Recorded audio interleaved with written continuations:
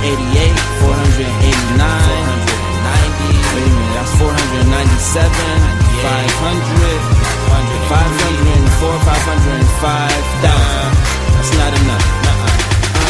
They asked me if I heard the news. I said nah, I was counting. And we're back again this week, everybody, with TF Beyond Podcast number 13, the I Will Pay for Fuck You episode. If you don't get that reference, please listen to the previous ones, as it was comedic gold from our normal host, TJ Duckett.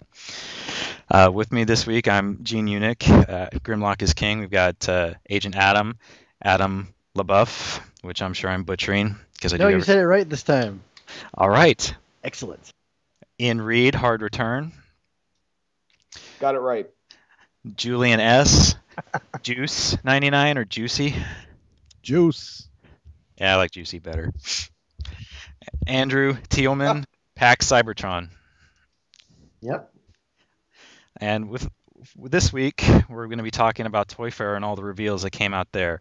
Our regular host will hopefully be joining with us later. He's got some pretty awesome reviews coming up this night. If you haven't checked them out, by the time this comes out, please do so. He's reviewing Mastermind Creations Hexatron. Looks to be a pretty awesome figure.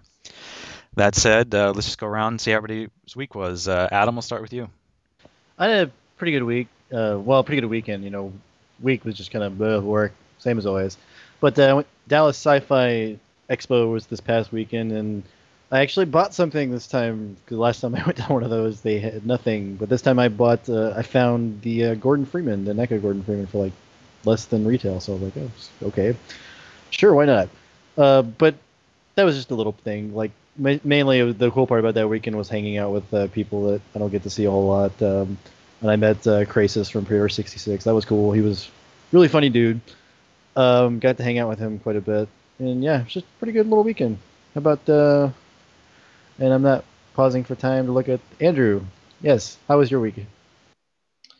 My weekend wasn't bad at all. I was kind of busy with work, but I got in a bunch of new stuff in this week, which is pretty awesome, including Year of the Snake Omega Supreme, which I'm looking forward to opening up this weekend.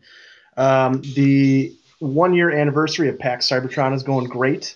I've got a contest going on for some ARMS Micron, Takara, Tomy, Transformer Prime figures, and I'm getting a good response out of that.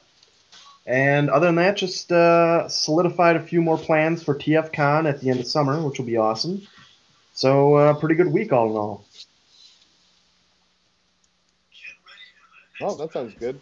I did almost nothing, just working the entire week. And other than that, enjoyed the hell out of the downtime when I got a chance with the wife. She was sick, so it was mostly taking care of her, but don't mind doing that. And I don't know. It was a good week. Nice, quiet week, other than the sickness and the work. What about you, Juice?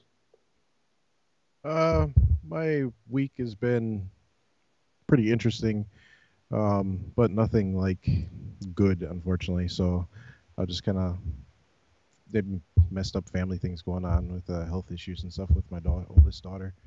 So that's kind of just been my whole week for the most part.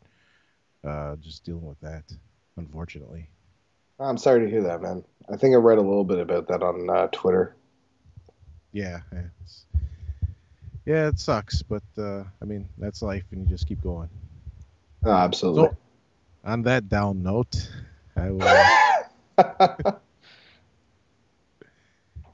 was your week, Gene? This was a pretty shitty week for me, but hopefully, recording problems aside, it'll end on an upswing.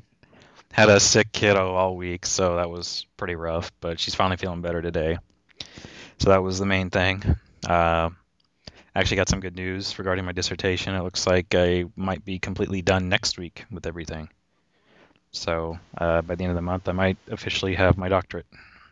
Sweet. That's awesome. Yeah, so I'm very, very happy about that. I just need one more person to email me back and say, yes, we can have your conference at this time. And then I say, this is what I found, and I'm defending it. And if you don't like it, then fuck you. Just give me my PhD. I'm tired of this shit. I don't recommend saying it exactly like that. No, I might have to come up with a more academic way of, telling them they're morons, but we'll see. And I think we have TJ with us now too. Yeah, I'm here. I'm glad that I could actually make it on. Can you guys hear me? Okay. Yep. Yep. All You right, didn't awesome. miss a thing. Awesome. So yeah, I was surprised to come in and it was sounds like the beginning. So Yeah, very we cool, didn't very cool. we didn't start recording and it actually wasn't recording or something. Nice. Well, a lot of the times we start recording like 40 minutes later anyway because we're just shooting the shit. So that's how it goes. I'm kind of used to that. But yeah, thank you, Gene, for going ahead and recording this week. I'm pretty backed up on a review that I was working on. It's Mastermind Creations' Hexatron. So now I finally got that done. It's uploading right now, and in the next hour or so, it should be live for everybody to watch. So thank you guys for going ahead and starting without me. It's appreciated, and hope everybody's been well. On my end, I've got nothing. It's been kind of a slow week. Just finally done with training at my new job, so I can go back to working nights like I like to do. Because personally, I like to sleep in, work out, go to work, come home, and do my night stuff like all my little geek photo review, like that kind of thing, and actually have time for it. And with this whole training thing, I've been working nothing but days, so it's really throwing my body through a loop. And on top of that, on top of having 2 new dogs and stuff like that, it's just been ugh. So I'm just glad to be able to get back into the groove and actually have weekdays off again. I actually miss it, believe it or not. I get so much more stuff done. But yeah, that's me, and hopefully everybody's been good, man. Julian, I did read on Twitter about, was it your daughter, correct? Hopefully everything's going on. Everything's going okay with that, and of course, thoughts and prayers with you, man, for sure, Yeah. for sure. Thanks. Yeah, And just got a Ian, buzz. yeah, absolutely, dude. Like always, dude. But Gene, glad that the kiddo's doing better. I was talking to you earlier. It looks like you got to actually go out and have some fun with her today, which is awesome. And being down south, I'm sure it wasn't freezing like up here. Ian, is your wife feeling better, or how's that going? Yeah, she's still sick, but she got back to 1 day work and then kind of hit her again. So just getting over just a horrible cold. It's nothing terrible other than the fact that basically it's just kind of in and out. So whatever, Gotcha. it's getting better. Good. Glad it's on the upswing. And Julian, Andy, as always, thank you guys for jumping aboard with us. Adam Oh, yeah. Lebo, thank you very much as well. Almost Adam right. LeBuff. Jesus. I got it. And you know what's sad? I was hoping Nick would come on the show because I'm like, Nick Lancio, Adam LeBuff, Adam LeBuff. Like, I swear, I probably said it to myself 30 times, and then I get on here and go, Adam LeBeau. Whatever. But thank you, Adam, for coming along. It's always good to have you, man. So, yeah, I'm going to shut up now. I'm glad that I made it in time. So, I don't know what's next. Gene, Ian, I don't know who's running the show, but continue running it, man. It All runs right. itself. It really does. And by the way, I butchered Adam's name at least half a dozen times. I believe that was how the title of the episode came, which I'm sure you'll appreciate when you go to edit this. So, Nice. so anyway, we're talking about Toy Fair this week, and we're just going to do it a little bit differently. We're going to discuss it from size classes. We're going to start with the Cyberverse classes all the way up to the much anticipated and hyped Titan class to finish up with this week. So, Adam, I know that you had a bit to say about the Cyberverse, so I'll let you go ahead and lead off the bat with that. Okay. Well, actually, just to clarify, I don't think they're actually calling them Cyberverse for this class because they're the same. They're coming in the same assortment that the data discs are. They're just 2 packs for a character, and then they come with one comes with a character and a target master. So it looks like so far, just the only ones that we have are that they at least that they've shown so far are the Optimus Prime and with Roller, of course, and then the Bumblebee with Blaze Master. And they're both very clearly IDW inspired, which actually a lot of this stuff we'll be talking today is IDW inspired. But I'm kind of on the fence with these guys personally because I think they probably will make good like display pieces with the upcoming Metroplex that we will also be talking about later. But just I don't know how I'm kind of just as I decided I was like I'm done with the legends and the commander classes, and now they've got all these that kind of go with their big dude that's coming out, and I'm not entirely sure if I want to pick these up, but they look pretty nice. I really do appreciate the IDW styling. It's something that I was looking forward to from Toy World's upcoming possible Optimus Prime that they teased a while back.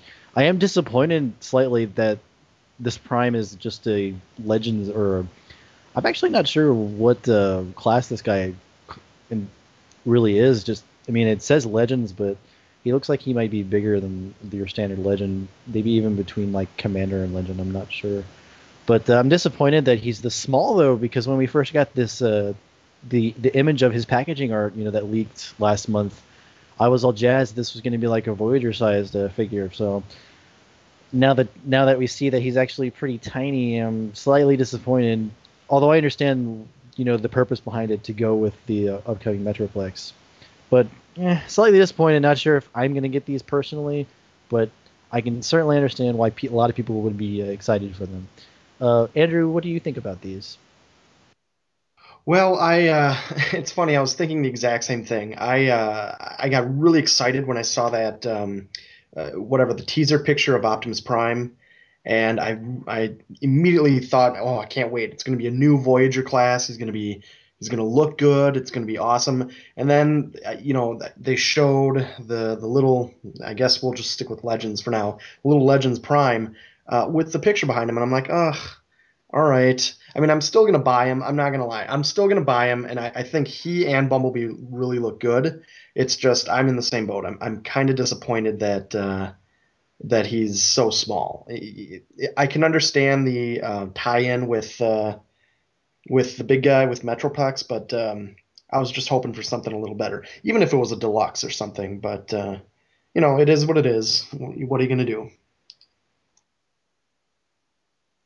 Yeah, I mean, I'll be honest. I will probably buy neither of these. Um, that being said, the box art looks good. So that's pretty much what I can say. The thing that it does, it reminds me a lot of the Power Core 2 packs, like the Power Core Combiner 2 packs, where it's got a little buddy that kind of hangs out with the main guy. So, other than that, though, there's no real interest there for me at all. And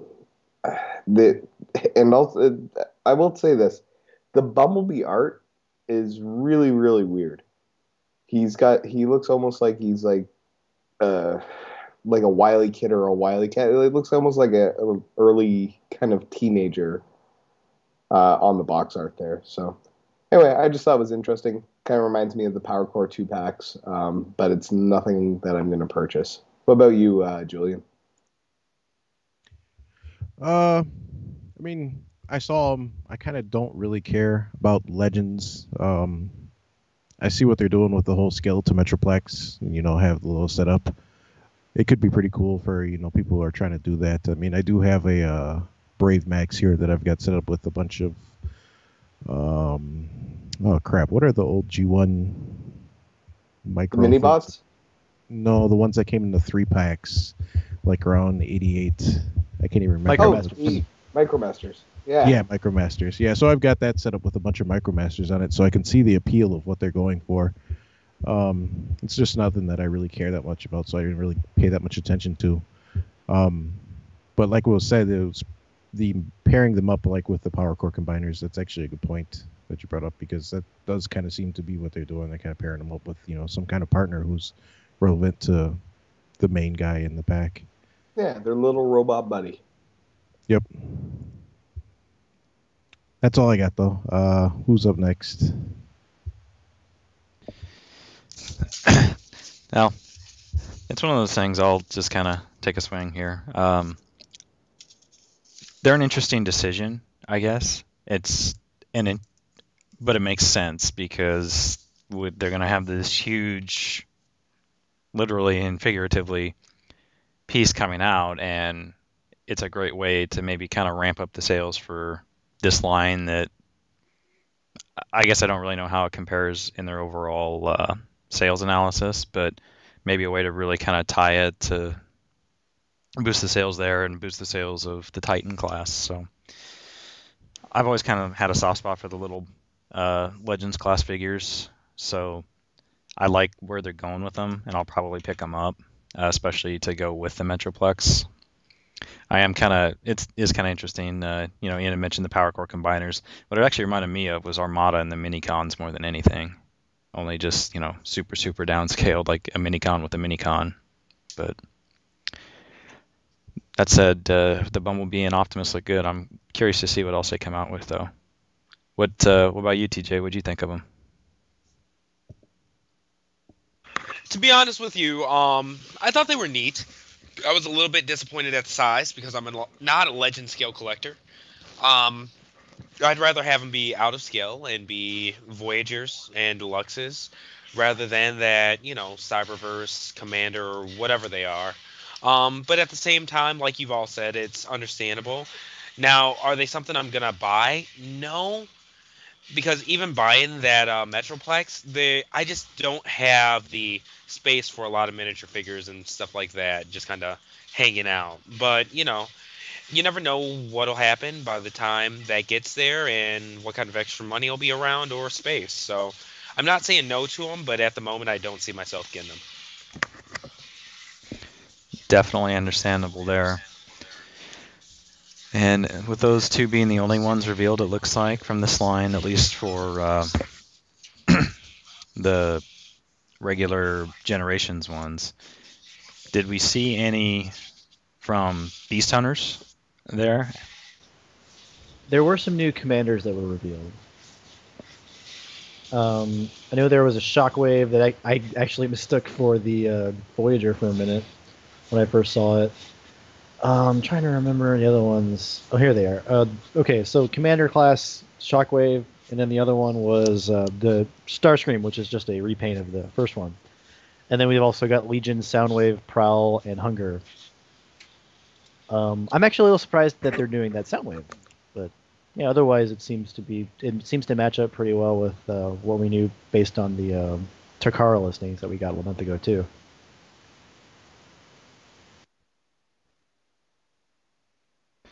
Now it looks like we're actually going to have the full Prime line for the Cyberverse Legends class as well, which is kind of surprising because I think they've actually hit every show character both in the main line and this Legend Cyberverse line now too. I can't remember another show that's actually done that. Well, one of the scales for this for this series needs to at least. Where's my breakdown? True. What? Anybody else have any other commentaries on it? Anything else you wanted to discuss about this size class from Toy Fair? Or are we ready to move on to the deluxes? Well, I just was going to add too. I'll agree with that box art for Bumblebee. I was just looking at it, and it's weird. The figure itself looks very much like the IDW Robots in Disguise ongoing right now, where he's got like the War for Cybertron body and then the more G1 styled head. But yeah, the box art itself looks like he's like a skinny little punk kid running around, and it's an interesting choice. I mean, the Prime box art is awesome, and then the Bumblebee box art is kind of meh. But when is Bumblebee ever that awesome when it comes to box art anyway? Yeah, I'll say that if this Bumblebee though is big enough, can certainly make a reasonable stand-in or a replacement for the War for Cybertron Bumblebee that everyone thought was kind of too big anyway. But I don't know. It really depends on how big this one ends up being because he might end up being too small. But at least there might be an option there. Yeah, I didn't think of that. That's a good idea. At least in robot mode, because of course the vehicle mode doesn't match up at all. Right.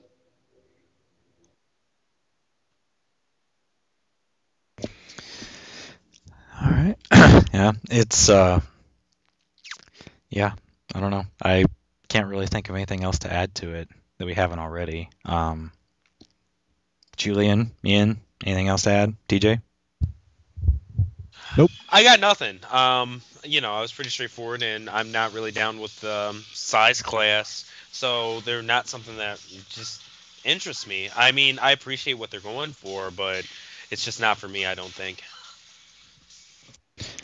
Definitely understandable. That said, we'll go ahead and just move on to the next portion of it, which we'll talk about the deluxe reveals from Toy Fair for the Transformers line. Quite a few. Generations in particular had a lot of surprises, and Beast Hunters also had quite a few nice reveals as well. I think the big one, and I'm going to actually let Julian lead off on this because I know he was a big fan of what he saw. We'll let him start with the Generations Deluxe reveals. What did you think of everything, Julian? I liked pretty much everything that they showed in the deluxe line. It was all really well done. I like the fact that we're finally getting a Trailblazer or Trail Cutter or whatever they have to call them now. But what I found most interesting was the fact that they've finally gone ahead and gone towards the whole merging of the IDW comic line and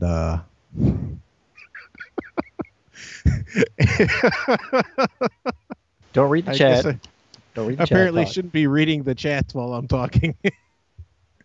Anyways, but yeah, those are really nice. The fact that they're going with the IDW. What I found interesting in it is that I've kind of had this suspicion going on in the back of my mind for like maybe the past year and a half, because things like what is that? So that Dark of the Moon, what was that Guzzle that came out? I'm terrible with these. Yes, in the Commander class line. Yep. Yeah, and then you Yeah. later on, like 6 months later, you saw that style of him in the comic books, and as soon as I seen things like that, and even stuff that they were doing in the Generations, where you could see that the stylings of the comics were starting to come more in line with the toys, I had a sneaking suspicion that at some point in time they were going to use the comic books as the current canon for what they were going to be doing with the toys and kind of unify it, but there was never any real mention of it. It was just, things that you could see for yourself that were going on, but, they weren't, they were pretty much silent on it. But at the same time, with the way, just companies of Hasbro size work, that it was, a year and a half, 2-year process of, okay, we're going to bring all this stuff in line at some point in time. But yeah, everything deluxe wise looks pretty cool. I find it interesting that they're doing for the deluxe just Orion packs, and not really going with the whole. I'm gonna have to turn my monitor off. Yeah, just don't read the chat, man. Keep going. You're doing great. Yeah, I found it interesting that they decided to go with Orion packs for the Optimus Prime, just cause considering that Prime is almost always their cash cow, and they have to do Prime, they have to do Megatron, they have to do Bumblebee. But yeah, that's really all I got to say for the deluxes. Is that this must have been something that they've been working on for a while, and it kind of shows if you take the time to look at it. And who's next? Because I'm completely lost now. I'm going. So I was supposed to go first anyway, but somebody was being malicious behind the scenes. Anyway, It's a new host, new rules, bitch. such a jerk. Oh shit! Anyway, okay. Anyway, so we've got deluxes. Also, it's important to point out that a lot of these are like comic packs. All of these are coming with the spotlight issues, based on these characters. So we can also reasonably assume. Reasonably guess some of the other ones that may be coming up based on what spotlights they've done. But so we've got the Bumblebee, who's kind of I think there was an Earth mode Bumblebee that popped up before they started the current storyline, but before Chaos, I think is what this guy's from. So he's more Earth mode based, and he's really nice. I think I kind of observed earlier that there's 3 new Bumblebees, I think, that were revealed at Toy Fair, and no one complained about it, which is kind of weird. But I guess it's just because we're not being diluted with the diluted. We're not being bombarded with the same design every time. But he's not bad. His weapons are kind of strange, and I don't understand what they're supposed to be at all. But he seems pretty accurate to the comic design. I certainly look forward to that one coming out. The other big one from this wave for me is the Trail Cutter, aka Trailbreaker. I'm not sure if he's actually based on the comics. I can't remember what he looks like in More Than Meets the Eye. If you But- look at the comic line or the comic art with his art, it's like basically they took his G1 alt mold and then tried to make it transform into something that resembles his comic book version. Well, all right, okay, I can see that. I guess although I said I'm looking forward to him, but I guess if I have a complaint, it's that I think he's a little bit too small. I would have preferred a Voyager for him, but I guess it seems like they're still doing because I take it back. I was gonna say they're still doing Fall of Cybertron stuff for Voyagers, but that's actually not the case. I don't know. I kind of wish this guy was a Voyager, but I I'll take whatever Trailbreaker I can get right now, just because he's one of the few like season 1 characters in the classic style that they haven't done yet. So yeah, I'm really happy about this one. The other 2 figures are pretty cool too, but I think I'm gonna let someone else talk about them. Andrew, do you want to go ahead and give us your thoughts on this stuff? Yeah, once again, I got to agree with the Trailbreaker thing. I'm so sick of my only Trailbreaker being my dumb little Legends class, and then I don't have my G1 anymore. I guess I lost him a long time ago, but I'm very excited for him. I do wish he was a Voyager too. I think as a character, he tends to be bigger. But like you said, I'll take anything I can get that's deluxe or bigger. And really, the one thing I noticed is the Toy Fair pictures of him.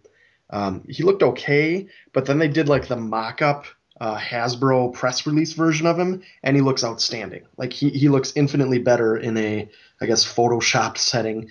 I'm gonna wait until I see what he actually looks like to be as excited as I want to be.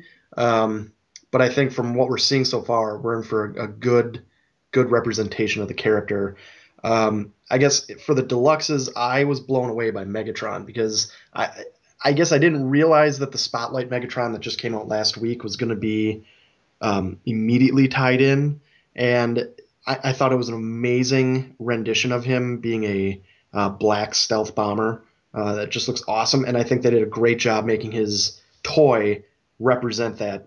That's just spot on. The Orion packs, I'll get them. I really liked the Spotlight Orion packs. I thought it was a great comic. I'll get them for that reason. I'm not blown away by the mold or anything like that. But I think he looks good. I mean, they all look great. Bumblebee, I think, also looks really good. Like of the 2 Bumblebees that we've seen so far or talked about so far, certainly the deluxe version blows the little one out of the water. So I'm excited for that for sure. I'm wondering if they're going to come out with more than what they just announced. I'm sure they will, but it kind of leaves the Fall of Cybertron line up in the air, and I'll be interested to see what they do with that, if they tie it in or what they end up doing with it. Yeah, I don't know. For me, the Orion packs, just give it to me. I'll pick that up. Because as Julian was saying, when there's been one Orion Pax figure ever, which was like a cup repaint, I think. So I'm definitely going to pick up the Orion Pax. The goddamn Bumblebee, if they could just paint that red and call it Cliff Jumper, I'm down for that. Megatron, I really wish they had have fucking done that as a Voyager size figure. Yes. Because holy shit, I love that design, and it looks like they're delivering in terms of what it actually does. But my God, would that have been amazing in the Voyager class? Trail Cutter, I honestly have absolutely no interest in. So, I mean, those 3, I'll probably pick up just for different reasons. Bumblebee if they do a repaint as Cliff Jumper. Other than that, I'll pass it on to Gene. So. Yeah, even with my admitted focus on mostly Masterpiece and third party and a little bit of Prime going forward, I really don't think I can resist these guys. The Megatron, the Bumblebee, and the Orion packs, just actually getting comic Transformers, those look great to drift. Plus, it's a nice departure, I guess, for me to see them kind of go the way the Marvel Legends are packed, like some of those special editions where you get a comic with a story about the characters with them. I think that's great. It's a way to cross promote not only the comics that are out there, but also these figures. I mean, because if you're a kid and you can get a comic and a toy, I mean, hell, I do that all the time. I did that all the time when I was a kid. Orion Pax is definitely my favorite, and it's funny because as much as I'm so sick of Bumblebees, that new one looks so good, and I really wasn't expecting that out of this one. And to have a Trailbreaker, I'm sure we'll get a Hoist eventually out of there. So yeah, they looked really good. And if I remember correctly, they also previewed the Wreckers Combiner, like showed the final products there. Those are supposed to be hitting here for too long, aren't they? Should be within the next month or so, because usually it's about a month and a half, two before the new Deluxe Wave hits. Yeah, I'm still not sold on those, but I'm just not a big fan of that whole Bruticus anyway. But that's just my opinion. So, TJ, what'd you think of all those? Yeah, to be honest with you, all of it looks great. I'm not gonna lie. I'm not really big on the Wreckers Combiner. I almost know for a fact that I won't be participating in that one. But things like the Stealth Bomber Megatron, wow, that's all I can say. Very good sculpt to it. It's hard though because those mock-ups that you see at these toy fairs and stuff like that, they're always hand painted, and the paint just looks so like globbed on and thick that I believe a lot of these characters lose their detailing. You know, so it really sucks. But yeah, for what it's worth, I mean, they look incredible. I'll definitely support them. Are we just talking about the deluxes right now, or are we talking about Springer later, or what's Later. going on? Yeah, we're just going through size classes. Oh, okay, cool. Yeah, the deluxes definitely they look incredible to me. I wish though that Megatron at very least would have been a Voyager, because to me that makes no sense to have him, especially a stealth bomber Megatron, who in the comics, I don't know if you guys remember, but he was portrayed as just as big as Overlord. Even in like Last Stand of the Records and stuff like that, when Overlord, they approach each other and Six Shot's standing by him, and Six Shot's just a head shorter than him. It's a big size discrepancy. And I mean, if you're gonna do it, comic homages, by all means, I mean, do it right. And I don't think Deluxes really fit the bill, but I mean, I'm happy to see them, so I'll support them. But at the same time, I almost feel like that same support condones them being a size class that they shouldn't be. So that's kind of where I'm at with it. Yeah, I didn't mention it either, but I'm right there with you with with all of you on Megatron too. He really should be a Voyager, and it seems like Generations has like this thing of making figures that really should be Voyagers, such as War for Cybertron and Fall of Cybertron Optimus Prime, the War for Cybertron Megatron. All of those really should have been Voyagers because I don't know, maybe it's just me, but having those characters at that $20 price point just makes more sense to me than having them at that deluxe $15 price point now. I completely agree. I mean, I think that's, even with some subpar molds and stuff like that, as well as some cost-cutting measures like the thinner plastics and things, I think the overall size class discrepancies that you just described are one of Generations' biggest failures with FLC. So I completely agree.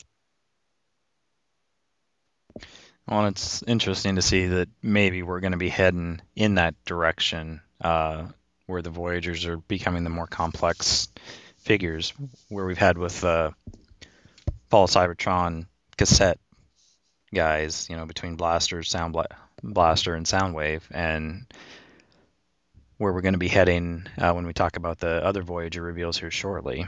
It's just interesting to see how they've approached it because, like Adam said, we've had Megatron, Optimus, Shockwave last year as well. That it doesn't make a lot of sense how they're picking and choosing. Yeah, it's always weird when it looks like Soundwave could almost bundle up Shockwave and put him in his chest. Like, that doesn't look right. and I completely agree with that. Not gonna lie. So, and I guess I just don't understand it. Like, Gene, you were saying with the more complex designs as well as gimmicks, like with Soundwave and Sound Blaster, that the larger size classes are almost needed.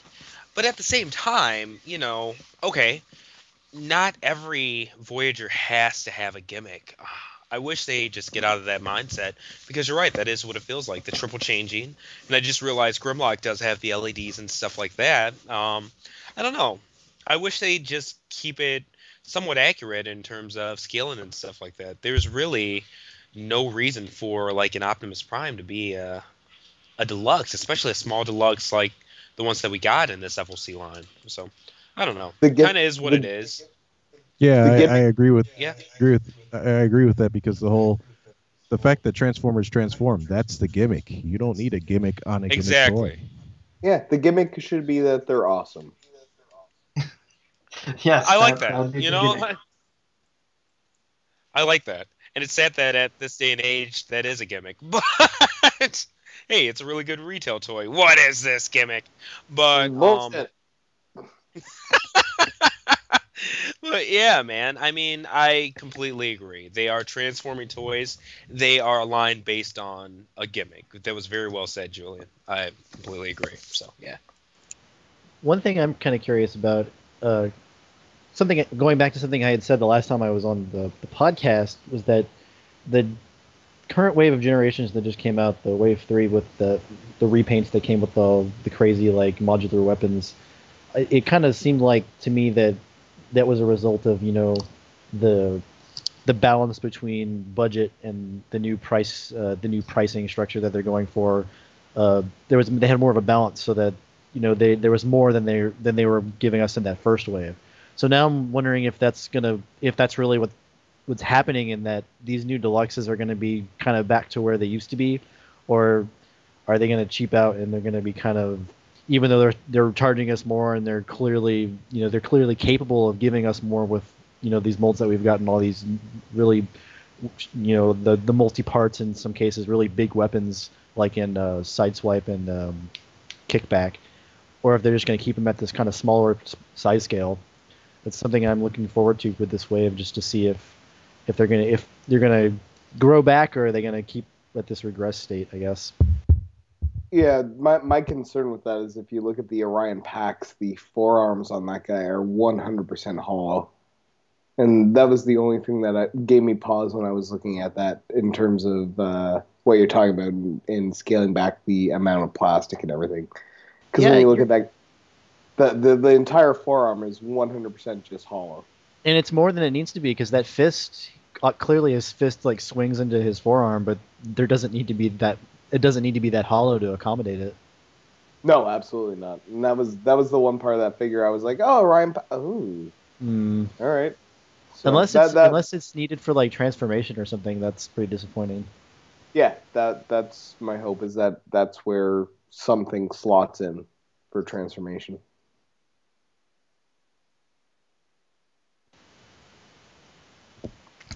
Now, and with all the Generation Deluxes, we also got a look at, I believe there were 3 new Prime Beast Hunter Deluxes revealed. We had Skystalker, Ratchet, and Dreadwing. And one of those is just a really, really interesting choice, especially for a character that's dead. I'm not quite sure why we're getting the Dreadwing in the deluxe point. Let me disagree with you slightly here. They're all a strange choice. All 3 of them. Because I mean, yeah, you're right. Dreadwing is really, really funny looking, and he's dead. And then this Ratchet, who is and I'm nowhere close to being a Beast Wars expert or anything like that, but I'm told that he's supposed to be a Dinobot 2 reference, just from his head and his weapon. I don't care. He looks dumb. He looks really, really dumb. I don't dig him at all. And he's actually very, very irritating to me, because he has the paint apps in vehicle mode, the red and the lifeline symbol that the first Ratchet desperately needed, and this one has it. So it's very, very irritating to me. And then Skystalker just looks bony, and I don't know. I'm not behind any of these at all. I'm trying to be open minded with Beast Hunters. There's a few that I want to pick up, but these are just they're not doing it for me on any level. And that Ratchet, that alt mode, maybe it's just me, but it looks like his show regular model just mated with a Jurassic Park Jeep and just looks fucking ugly. Yeah, it's like he's got like rocks. It's like he's got like rocks growing off of his vehicle mode.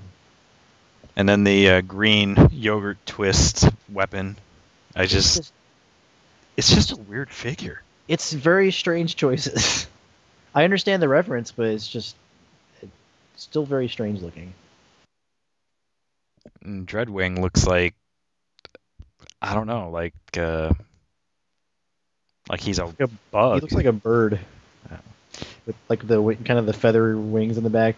Yeah, it's very interesting design choices, and even the new one, Skystalker, almost looks like an RC with a Beast Wars Silverbolt cross. I think it was Silverbolt was the flying bird, right? Or griffin or whatever. No, absolutely. Yeah, I think Adam nailed it. He just looks bony. It looks like there's nothing to the figure. It's like move the wings up here and you're done. Like that's the entire transformation. So yeah, flip the wings and flip the head, and wow, that's a lot of playability right there. Yeah. I missed these on the first time around. I guess I didn't see the updates on them, but wow, I'm kind of glad I did miss them because I'm not going to be buying any of them. Yuck. That's all I got to say. These are horrible choices all around. You're not going to get Ice Cream Truck Jurassic Park Ratchet. Well, look, I always want my Transformers to have ice cream cones. That's kind of my thing, but I'm going to have to pass this time because it's green ice cream, and that's just gross. I don't like my ice cream to split open and there's a chain gun staring me in the face either, or whatever that is. I can't. You know what? I can't even tell what that is. It looks kind of like a weapon, but it looks like a baby's hand or something like that. I can't even tell. Well, I kind of thought it looked like a penis, but I mean, it's an orange. It's orange. Yeah, I don't know. It's something else. It actually reminds me of the alien mouth. Like the ice cream cone opens up and then the little alien sticks out and snaps at you. Head sculpt's nice, but that's about the only thing decent I can say about it. Yeah, looks like he's got a little monocle on there. So Ratchet, who already has a British type accent's just going full on Brit now. Yeah, absolutely. How that ought to make Locust Rain and King Grimmy happy. I think we're done with these guys. I think so. I'm sure TJ has nothing to say about these guys anyway. Yeah, I'm like legit sitting there like I don't even want to turn. Tell us how much you love them, TJ. Honestly, I like the Dinobot reference in Ratchet's face, but the rest of the figure looks like he has some kind of like leprosy. Like it looks like he really has a disease. It's weird. There's just a lot of strange stuff going on with it. And, you know, as much as it's funny, it's not. I don't know. It just makes no sense. I look forward to seeing how this design translates to the show. Because what I'm hoping is maybe that's just a bad interpretation of a really cool show design. I get the feeling like that at the end of the season, they all kind of went their separate ways, right? Yeah, and I mean... Yeah, ish. Yeah, so I mean, maybe they've been out trying to survive on their own and making modifications and stuff to themselves. Like, I don't know. I'm just trying to kind of find a reason why they all look like they've been living in the gutter for a while. I think it'd be hilarious if the show ends up having nothing to do with any of these guys. Like, they're all just totally normal. Like... they just totally got it wrong. Like the Hasbro was just like, "Oh, it's Beast Hunters. Let's try this." And then I would be more than okay with that. The sad part is, okay with that. I fully expect that to be the case. Although I think they've shown like CGI of Optimus Prime, but that one I can understand and expect, and He got crushed under a mountain. Yeah, but Like, here's the thing. Like, if this is what happens to Ratchet if he's gone for a couple of weeks, like puts on a all of a monocle. sudden, he gets a monocle and looks like he's been living in a dumpster. Like, I don't know. That's how I look at it. oh, I think on that note we're done with these guys. Wait, no, guys, look, he's got that green thing. He's totally on the green stuff. He's totally on the synth energon. That's what that is. So that's like a synthetic energon ice cream cone. Oh, Cokehead Ratchet. That was my favorite episode. He was totally coked out in that episode. It was awesome. Hey, it still works with my dumpster theory. Yes, it does. I like Red has how been living in the gutters for the last 3 months. I like how you piped in with that. You were quiet throughout most of that, and then it's Crack Ratchet.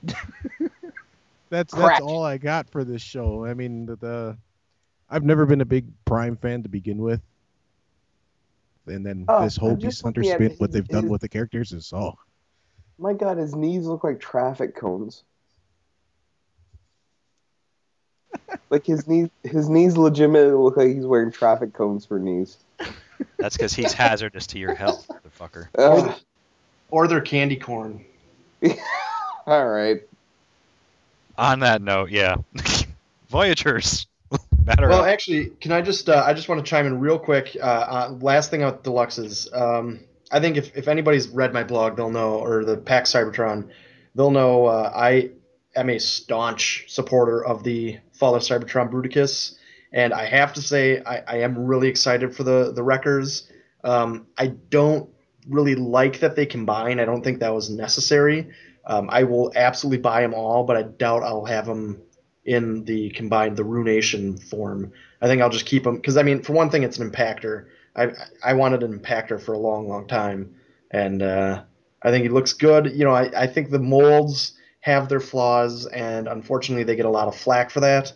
But if you're willing to give them a little bit of leeway, I think they're pretty awesome, and I do like that they did the whole original Marvel Wreckers team with the Combaticons. That was a good step in terms of trying something new on Hasbro's part. Yeah, I'm actually right there with you. I'm not sure what I'm going to do with them. Leave them in combined mode or just robot mode, but I'm kind of buying them just because on some level that they exist. Yeah, exactly. Okay, Voyagers now. All right. So with the Voyagers, we've had quite a few surprises, to say the least, both between the Prime line and the Generations or 30th anniversary line, I think is how it's actually be branded for these guys. All in all, we saw 5 new Voyagers across the 2 lines. With Beast Hunters, we saw Shockwave, Grimwing, and Ultra Magnus. And the most hyped about ones were the Generations or 30th anniversary Springer and Blitzwing. And so with that, I'm going to go ahead and turn it over to you, Adam, so I don't skip you and, cause you to cry again. Yeah. Cry? I don't know what you're talking about. Okay. So when I first saw these guys, I was at the Sci-Fi Expo, and there was about a group of 5 of us crowded around this one guy's cell phone, oohing and awing over the Springer and Blitzwing, because they really are that good. Just the IDW styling that they're going for, the clear IDW inspiration for Springer, just it really gets me right. It really gets me with this figure. And they really seem to have nailed it. Well, all 3 modes, all 3 of them look really good. If they made a black repaint, they could either do based on his car mode, he would make a decent lockdown or just a Batmobile just on that car mode. And helicopter mode is pretty cool. I like they're doing it's kind of standard, I guess, where the gun kind of goes under the nose of the canopy. But then, just really the icing on the cake for this guy for me is that his helicopter blades are his swords. I'm just super glad that they're doing that, because if there was any fear that I had for a Springer was that they were gonna just they were gonna skimp out on that detail and they were just gonna give him either no sword or just sword separately. So I'm really happy to see that they kind of went all out on this guy as far as I can tell, and really happy with him overall. Really happy about the repaint that they kind of teased on the box for Metroplex already. Overall, really excited for both figures, Blitzwing as well. I think his Blitzwing, I think the face gimmick is genius. If you just want your standard, classics-esque Blitzwing, there he is. If you want to have a Blitzwing to kind of go with your lug nut, you got that too with the face swapping. But overall, these both look very nice, very nice, and it's going to be a long wait. We'll wait for these guys when they finally hit the stores later this year. Andrew, what are your thoughts on these two? Well, I'm kind of infatuated with Springer. I'm exceptionally excited for him. I think they did an amazing job with the head sculpt. I think both alt modes look amazing.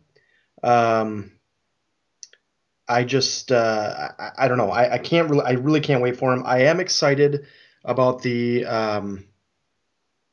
possibility. I guess there is a possibility of a sandstorm coming too, and that's going to be pretty cool too because we need a sandstorm. All we have again is just a little Legends class. Blitzwing, I don't know what the hell. Why did we have to wait this long for a new Blitzwing? And I'm so happy that they did it so well and they knocked it out of the park. His jet mode looks awesome. His tank mode looks awesome, and I agree. I love the fact that you have a choice between the faces. I'd probably stick with the more Generation 1 looking face, but I just like the idea that the option's there. The one thing I did notice was originally the announcement came out that they were doing a Fall of Cybertron Springer and a Fall of Cybertron Astro Train. And I don't know if that's still going to be the case or not. I doubt it's the case that they're not going to come out with two Springers that are Voyagers. But I would like to see it doesn't have to be Fall of Cybertron.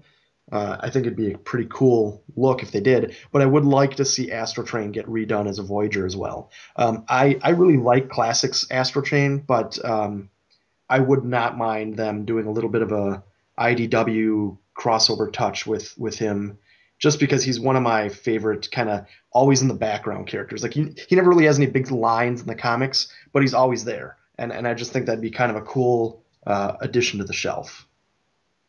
Apparently, the Astro Chain thing was like a placeholder name, so they weren't soliciting for an Astro Chain and another Springer. It was just these two. Oh, okay. Well, that's unfortunate, but it is what it is. But it's like you said, it's not like they were going to do two Springers, two different ones anyway. Right, exactly. And then, I just was going to say, I didn't really pay too much attention to the Prime Voyagers. I'm not a huge Prime fan. I think Ultra Magnus looks kind of like they just threw some stuff on the same one that just came out. So, but I think Shockwave, of all of them, Shockwave is going to be the most popular. I'd probably pass on him just because I don't think I need him anywhere on my shelf, but I do think of the three of them for Prime, he looks the best by far. I'll go ahead and chime in since I didn't talk about these when I was going. I actually kind of want all three of these. Shockwave for sure, he definitely has a place on my shelf, especially because all of the little red, orangey armor bits come off. Definitely in the market for that one. The Grimwing, which is Wave 3, it looks like. I kind of like the way he looks in robot mode. His gun is really weird. It looks like a giant bird head on a stick with like claws on the side. I don't know. The gun is super strange, but I think Grimwing's robot mode actually looks pretty cool. Like the wings on the back, like that, very archangel-y. I hope his green kind of ends up not being quite so neonish, but I don't know. I might pick that. That might be like the Predacon I get, because none of the Predacons so far have actually done anything for me. And Metroplex, He's really confusing because they had a Metro, not a Metroplex, excuse me, Ultra Magnus is really confusing to me because they had one already that it's just why does this guy exist?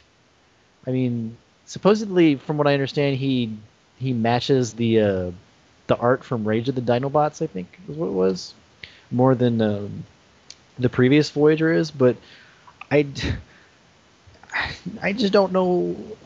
Aside from that, why does he exist? They had a perfectly okay or Ultra Magnus before this. It's just why? I don't get it at all. Oh, I don't know. The Ultra Magnus looks like they took the crap from the Voyager Prime and stuck it on the Voyager Prime from the previous Prime line, like the regular one.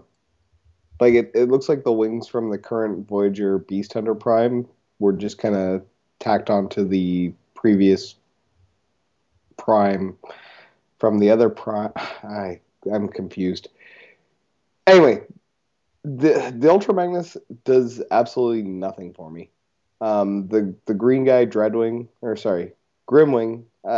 If I see him in store, I might pick him up. And Shockwave looks kind of cool. I don't know. I just I like that he's got kind of a bulk to him. But I don't know. I really wish they'd stop doing Shockwave with a big red eye. There's something that's just wrong. I like having that nice yellow eye for a Shockwave. As for the other two Voyagers, I'll pick both of them up 100% for sure. Mostly Springer, just because I'd like to pull him out every now and again for like an IDW record shot. And Blitzwing, just because, god damn it, it's Blitzwing. How can you not pick that guy up? That being said, I'm not. I don't know. I'm less blown away than I would like to be by these guys. Springer to me is the big win on that, but it's mostly just because he looks like his comic book. So that's my feeling on it. What about you, Julian?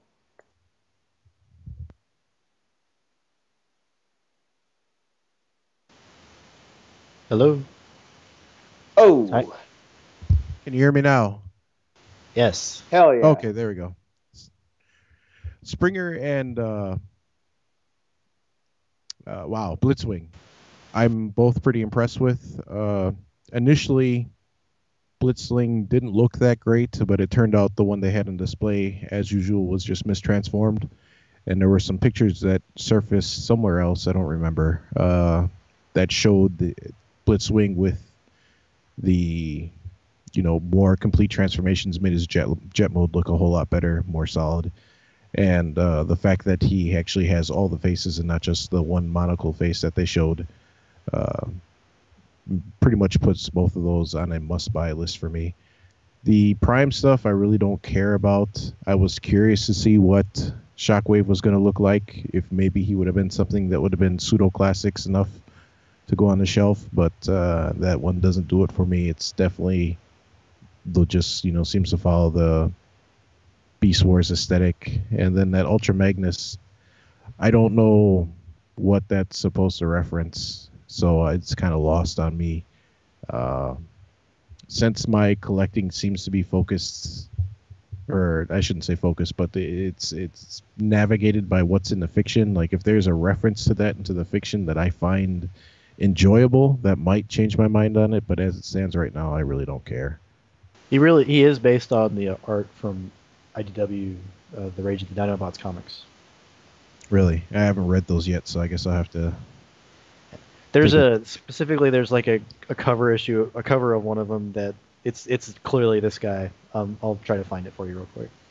Oh, okay. Now, Appreciate that. is that IDW series set in the Prime universe or is it set in the IDW universe? It's Prime.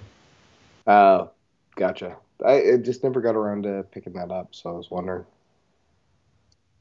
Yeah, and then if it's set in the Prime universe, that also decreases my want for it or my interest for it. But that's all I got. Springer, awesome. Astro Train, pretty good. The other Prime stuff, good for what it is, but just not my cup of tea. So who's next? I'm glad that the Voyagers for the Prime stuff do not have the swirly plastic crap that the Deluxes seem to have, for whatever reason. Yeah, that is a nice change on there. I guess for me, it's Blitzwing and Springer are pretty big wins. I mean, honestly, part of me wonders, with as much attention as Springer's gotten, if he won't see the Masterpiece treatment here shortly. And honestly, even Blitzwing as well, especially since Hasbro a few years ago said triple changers just weren't on their radar anymore. And that said, I mean, I'm going to find places for these guys in my collection just because I don't know that we'll ever get iterations of them again for quite a while. And they do look great. As far as the Prime stuff goes, though, Shockwave, I'll be grabbing that one. The other two, I don't know. It's going to depend if they're in the show or not. They don't really do a lot for me, especially Magnus. I just don't understand. I don't think they know what the hell they want to do with Magnus in the Prime line, because he's gotten this is, 3 iterations, and none of them look alike now? Between the... I just want to know if is he going to be on the show? That's all I want to know, because if he's not, then I can get rid of mine. Right, yeah, what's the point of all these Magnuses if they're... And there's that the Weaponizer repaint of Optimus Prime that's coming out too. Exactly. I don't get it. I mean, the only draw between those is that Soulless Forge Prime or whatever, that hammer that's in the show. That's the only reason I could see for picking those up if he's not a show character. But I don't know. It's interesting. I also thought it was interesting that was the box art kind of and Hasbro kind of confirmed after the fact that Springer's going to get a remold as Sandstorm. Yeah, like heavily retooled if it's based on that art, because he's got the VTOLs like just kind of hanging off the side of his back. Yeah, it's interesting to see the commitment, I guess, for lack of a better term, to this all of a sudden. It's nice to see, but maybe it's one of those where collectors have been clamoring for stuff for years, and now they're going to make more of an effort to do so. Time will tell, anyway. What about you, TJ? What'd you think of them? To be honest with you, are we talking about the Ultra Magnus that's the repaint of Prime? Well, all the Voyagers. Okay. Voyagers in general, to be honest with you, I'm so far out of the Prime line that it's not even funny. I guess I was thinking about Magnus, and he looks awesome to me. I'm not gonna lie. That Magnus repaint of Voyager Prime, it's bought. I don't even look at that as a Prime character. It just looks damn cool. I really like the shade of blue that they used for the promotional art for him. So if it matches that especially, like, he's bought. But that head sculpt looks great, on that mode. But I think the truck is actually butt ugly. Not gonna lie. I like that they found a way to pack all that crap onto the back. It looks really nice. To me, it kind of reminds me of, like, I don't remember which Optimus it was, but it was like a Voyager from the movie lines that had, like... It wasn't Jetwing, but it had like a jetpack that transformed and kind of made something similar like that onto his cab area. Do you guys know what I'm talking about, or? You talking about the unreleased one? Maybe. I only know it through pictures. Yeah, there was one before Dark of the ahead. Moon came out, and they were. I think it was. Yeah, it was between Revenge of the Fall and Dark of the Moon. They had planned. Takara had planned a. What you described, there was the Voyager Prime, the old Voyager Prime, not even like the Battle Hooks Voyager Prime. It was the really old one that had like that trailer that turned into the flight pack, but it was never released. And I think we're talking about the same thing because it just sounds right. But yeah, it just reminds me of that. So I dig the kind of clunky-ish weapon storage. It looks like a big tow truck with a bunch of weird crap on the back. In fact, the hammer in that picture kind of looks like, where the chain winds up and stuff like that for a tow hook. But Other than that, the Shockwave looks weird. I don't really like how close to the movie Shockwave that it is. I mean, Prime, yeah, it's kind of a hybrid between G1 and the movies and stuff like that. But this just looks like a cartoony movie toy. Like if they made a cartoon straight of the Transformers movies, this is what Shockwave would look like. So that's really, really ugly to me. Outside of that, I do dig Grimwing quite a bit. I especially like his face. Very Beast Wars-ish, you know. His alt mode also great to me. I like the bird-styled face on it and everything. Yeah, Grimwing's one of those ones that if I collected Prime, I'd buy. But the only one I can really justify buying without him, without collecting Prime, is that Ultra Magnus. That Ultra Magnus just looks cool. It really does. And so, you know, I'm neither yay or nay on him, but loving the Magnus. What'd you think about Blitzwing and Springer from the Generations reveal? Yeah, and I did overhear you guys talking about them too. To be honest with you, Blitzwing, I dig him. I'm not gonna lie. I was never a huge Blitzwing person. I'm not one of those ones that just needed a Blitzwing toy, outside of completing all the Generation 1 toys. But it looks fantastic. I love the homage to both the G1 and the cartoon or animated style face. And Springer just looks incredible. Incredible. I just sold one of my extra Warbot Defenders that was still in the box, and I was kind of regretting it and stuff like that, and I saw that, and it just took that all away. So I cannot wait. In fact, I can't wait for either of them. But if I just had to buy one, it's going to be Springer out of those two. They definitely did a good job. And did you guys see that Springer head sculpt, though? That is just out of this world. Really, they managed to match him IDW-wise, like, so dead on. It's scary. Oh yeah, it's spot on. I mean, it's absolutely perfectly accurate. Exactly. And, you know, I look forward to them. I'm getting them both. I definitely support triple changers. I support, you know, non-hollow looking Voyagers as well. So, yeah. And I didn't get to comment on it earlier, but same goes for Trailbreaker. Yeah, he could stand to be a little bit bigger, but I like the fact that he looks solid. Seeing him and just how he looked in terms of his limbs and things like that, it brought me right back to, like, Classics Hound. Or Universe Hound, or whatever.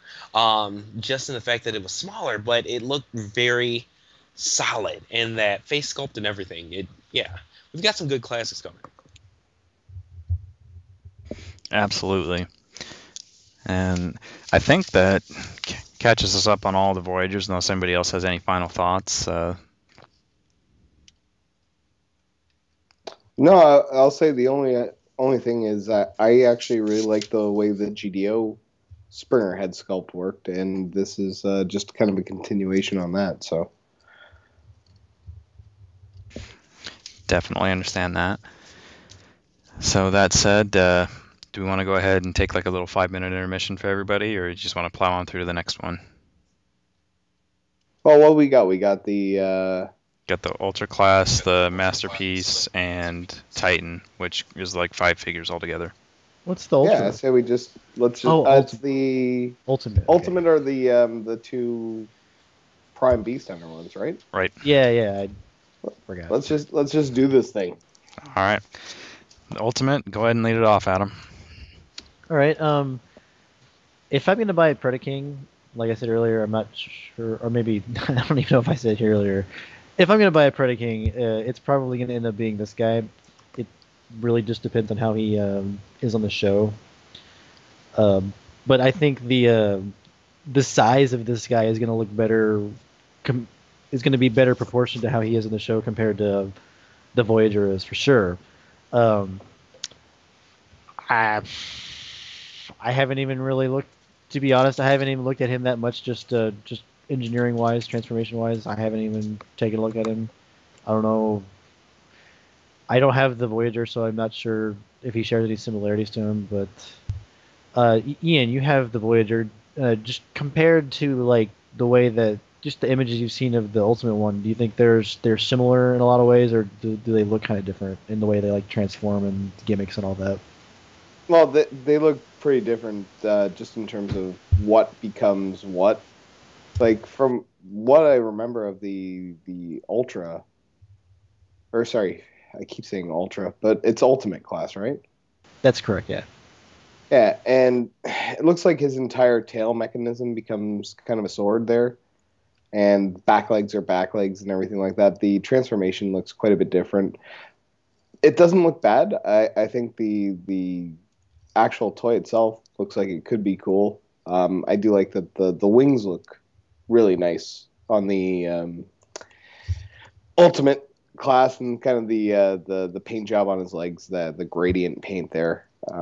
To be honest, though, the Voyager one was actually a pretty fun toy, and I picked him kind of up just on a lark, just because it was new and it was something new, which kind of comes around rarely to the stores up here.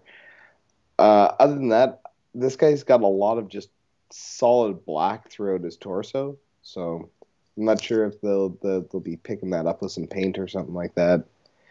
The transformation, though, definitely looks quite a bit different, and the tail sword, I actually prefer the way they handled that on the Voyager, as opposed to just kind of this large chunk that just has like a little sword tip on the top.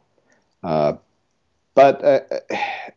the Prime, I like his kind of cleaver and his shield thing. I'm not sure about the big ring on his back, and the legs and everything look cool. His face sculpt looks really weird, and these are two that I would definitely need to see in person. Of either of them, I would pick up the Predaking just because I like the orange and black. There's something about that color scheme that I really like. So I don't know. We'll see how they look in hand. Yeah, I definitely. That's my opinion. I definitely agree that it's something that for both of them I'm going to need to see in person. But I do like the Prime a little bit more. He just kind of gives me the same kind of a similar vibe to Cybertron Optimus Prime. Not even just in the way he's designed, but just kind of he's kind of big and chunky looking. I th- the ring of death that he's got going on behind him is interesting, and it's probably a fun feature for kids, which is of course what this is intended for. But his sword looks pretty. The sword he has just looks really rad. Like a I giant can't. cleaver. Yeah, and it's got like it looks like little teeth on not on the business end of the blade, but on the back side of it. I can't tell if that's supposed to be teeth or like icicles on the back of it or what, but it looks interesting. And Actually, if I could just jump in real quick, if you guys have ever played the game Monster Hunter, it looks exactly like the great sword in that game called the Dragon Jaw or something. It's basically like the bottom jaw of a dragon. That's what the first thing I thought of when I saw it. oh, okay, cool. That they might even be referencing that for all we know. But yeah, I'm definitely going to keep my eye on these two, especially the Predaking, if I like the way his character plays out on the show, and they don't kill him like within 2 episodes of him showing up. But yeah, Andrew, what do you think about these two? Yeah, I mean, other than the the whole Monster Hunter sword thing, I don't know. I think I'm in the same boat. I'm gonna have to see. I don't collect a lot of Prime, but I if the show ends up being pretty cool, and Predaking ends up being kind of cool, he does look good. I'm in the same boat with liking the orange and black. Prime looks really good to me, except for the head. That's like you guys said, it's going to be something I'm going to have to see in person. I think he's beefier looking, and he kind of looks, like a bigger looking Prime, which is good. But it'll depend on the head sculpt, and I guess even if the head sculpt was poorly done, I wouldn't put it past a third party company like Dr. Wu to make a better upgrade or something like that. So it'll be something I'm definitely considering, but in the end, it'll be something that'll be kind of a game day decision if I see them in the stores and get a chance to look closer at the head sculpt and the I guess overall quality of the figure.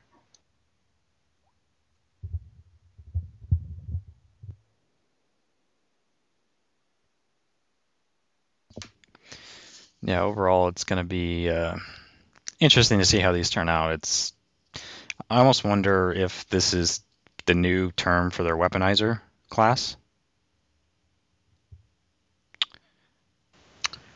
Yeah, that was kind of because the transformation looks quite a bit more simplistic, at least on the Predaking. So I'm not sure if they're going for like an actual more sophisticated toy or just a larger, simpler toy that can maybe still hit like an under 40 price or under 30, under 40 price point. So Yeah, that was my feeling on what they may be going with it there.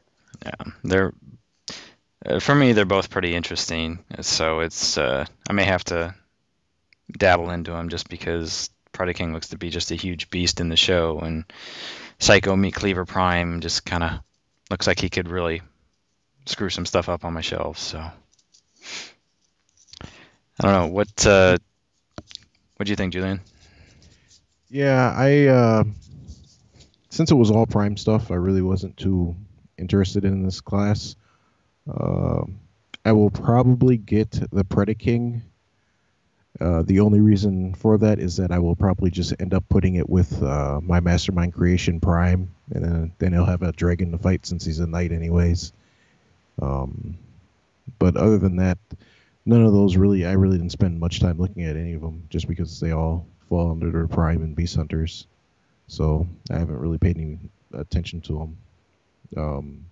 There were plenty of pictures of that because it looks like that was the one that they showed at the other toy fair for the Predaking, right? Because what was that? New York last year. Yeah. Because I remember when I saw pictures of the Voyager, I was like, hey, this doesn't look like what they showed. But yeah, the only thing of any interest to me is going to be the Predaking, and that's only if they don't dumb down the engineering to the point of it being not even worth owning. But yeah, that's all I got. And TJ, I don't know if you got anything to add since they're Prime and you're not a big Prime collector or not. Yeah, unfortunately, I really don't. They kind of are what they are. Not into them. All right, that said, we'll go ahead and move on to second to last group, the Masterpiece announcements, which didn't really come as too much of a surprise, but just more of an official confirmation. We had the Masterpiece Acid Storm and the Masterpiece Soundwave confirmed as Toys R Us exclusives here in the States. What might have been a little bit of a surprise was that Soundwave's coming with all 5 of the cassettes that have been announced for the Takara line, including the accessories for Rumble and Frenzy. What did you think about that, Adam? I know you're a big import guy. Yeah, I actually had past tense a Masterpiece Soundwave on pre-order from TF Source, and as soon as this went up, I immediately shot them an email saying, hey, can I cancel that and get some store credit here? And seems like they're going to go ahead and do that, so I'm going to be waiting for this 5-pack to come out. I'm really glad that the rumor, at least in this case, came true, because we heard about this a couple of weeks ago, this and Acid Storm. I really don't care about Acid Storm. I like the mold. I certainly like my Thundercracker a lot, but I don't need one of the Rainmakers for a Masterpiece. I will appreciate that one from afar, and I certainly don't blame anyone who wants to pick him up. It's just not going to be one of the ones that I am personally interested in. Andrew, what about you? Well, I'm also a big. I tend to import the Masterpiece figures. For me, like, part of the price is the packaging. I really enjoy the black Masterpiece, like, nicely done boxes that they come in, and I love, like, the smaller Autobot cars. I love that they're coming in that. I'm assuming the tapes will also come in that. So for me, the Soundwave announcement, I get it, and I don't begrudge anybody for wanting to go that route. I am sticking with my Japanese version, my Takara version, and I'm going to stick with the Takara tapes, just to have the boxes. I mean, it's part of the price is the boxings, or the boxes, and the instructions. Like, they always do such a great job with the instructions, showing, like, cartoon pictures from the show and stuff like that. So to me, that's all wrapped up in the price, and I'm fine paying it. I think it's great that they are bringing him over. I think that's going to be a very hard to find item in the store. Finding Thundercracker was hard enough. I've never even seen Prime in any of my Toys R Us's. So, it's just going to be something I'm going to be glad I don't have to fight over to try to find. But again, I think it's great for people that want to save and not pay like the rather high dollar to yen transfer rate for a masterpiece. Same kind of goes with Acid Storm. I don't know. Part of me says I don't want to get him, but I'm sure if I saw him in the store, I'd probably just grab him. I've never actually had a Acid Storm.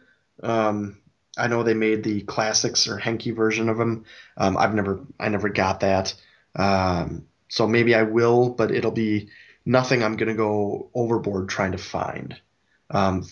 Mainly, I'm sticking with my Takara Soundwave and the tapes, and I'm happy with it. But I have a lot of different people that follow my site that are emailing me saying they can't wait for the Toys R Us version, and that's great too. It's something I think Hasbro did a good job meeting fans over here that want Soundwave but don't want to import them.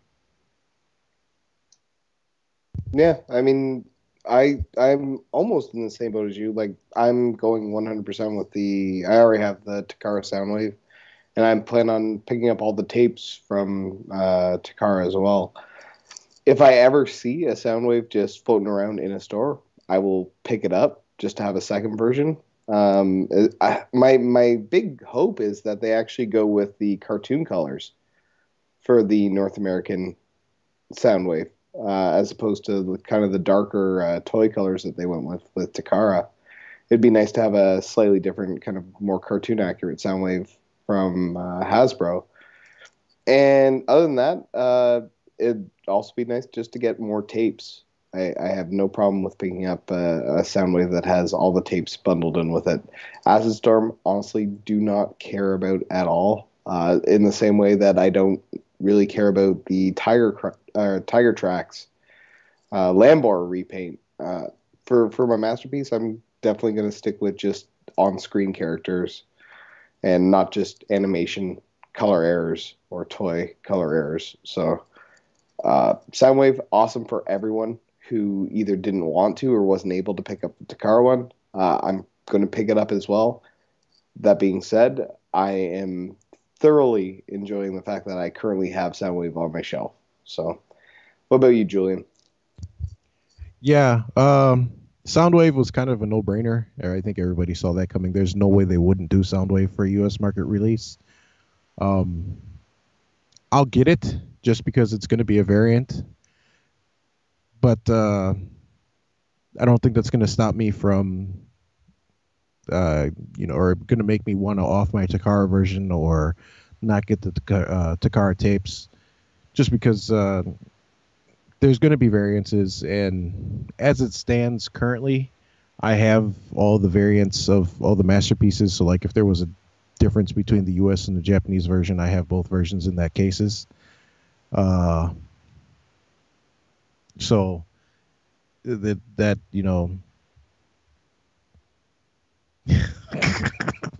again. All right. So that being said, I'm just gonna stick with the Takara, but pick up the U.S. version if I come across it. The whole Acid Storm, I don't know what the hell they were smoking with Acid Storm. I don't know what makes them think that Acid Storm is going to sell well in the U.S. market. I don't understand what they are thinking by trying to bring Acid Storm in as an exclusive. It's just going to sit at Toys R Us shelves. I don't understand also why they would do that before doing Starscream or doing who else would they have to do? Skywarp? Actually, let me backtrack. Fuck them for not doing Skywarp. Sorry. Yeah, because that doesn't make sense. I just had to go back on that. Yeah, I agree with that because they run the risk of leaving a bad taste, which I assume it's going to be Toys R Us because that's pretty much been the only people doing that since the Skywarp from the other run. But I mean, if Toys R Us has all of these Acid Storms sitting on the shelves, and then Takara says, or Hasbro says, "Hey, we want you to do the white version of that rainbow green guy that didn't sell at all," they're gonna be like, "Yeah, we don't want that." And then you're gonna screw the collectors who would have bought a Starscream, and the collectors who would have bought a Skywarp, but maybe not would have bought a Acid Storm.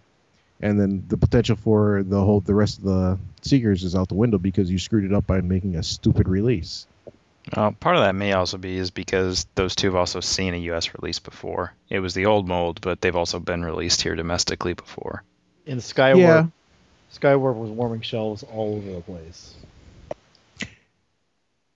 Yeah, that's true, but I mean, they've kind of got a different run on Masterpiece, whereas before it was here's these two jets from that can go on the shelf with the Prime that you have versus this full-on run that they're doing now, where like if for some reason Skywarp would have saw a release in the U.S., before Japan, I mean, this would have been something that, even though it's not supposed to be considered that way, would have been looked at as a world market, is because people would have been importing it out of people would have been importing it out of the U.S. for people who weren't in the North American market region would have been clamoring to get that the same way we do to get their stuff.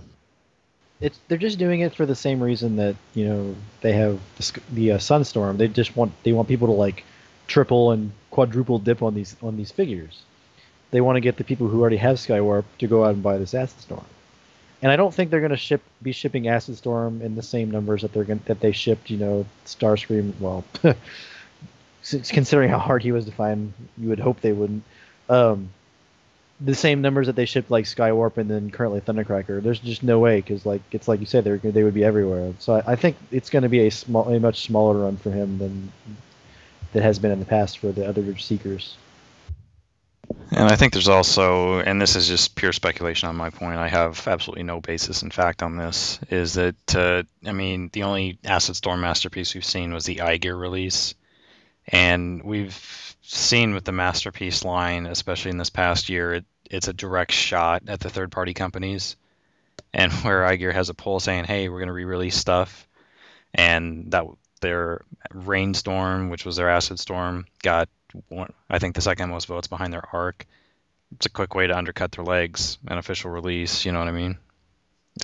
I'm not saying that they pay attention to that, but it seems a little too coincidental to me personally.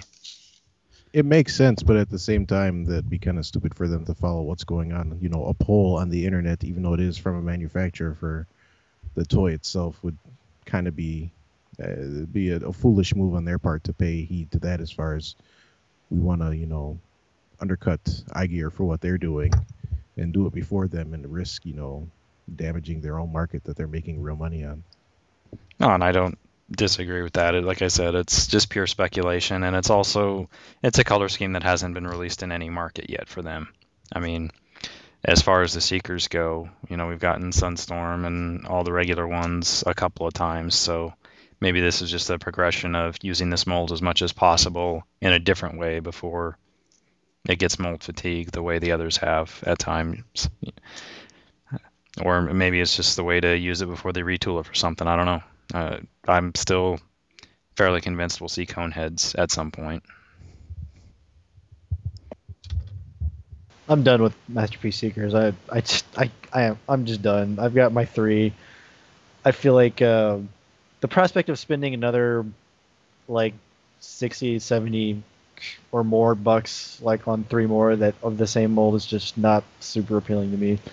But if people want them and they make them, I'll be super happy for everyone. But Coneheads are just not something that I'm going to be into personally.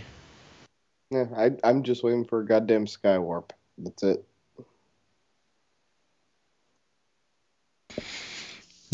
Yeah, I think at some point we'll probably get it, just because we've already seen with where the line's going, they're trying to get the most out of the molds they can. So with the Dotson brothers coming and all that good stuff.